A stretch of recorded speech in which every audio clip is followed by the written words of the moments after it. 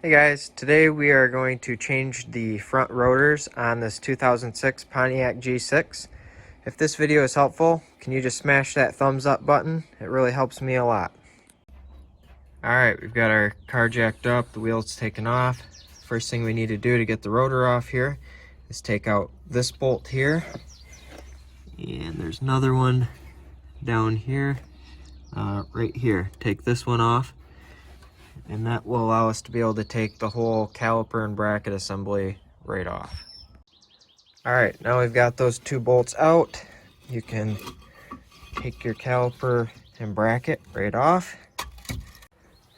And then you might have to tap your rotor a little bit if it's rusted on there, but you can slide your rotor right off.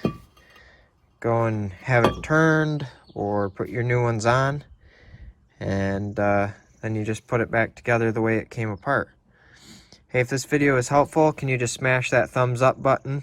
Also, I'm going to have links down in the description to some Amazon products, rotors, and some anti-seize, things you might want.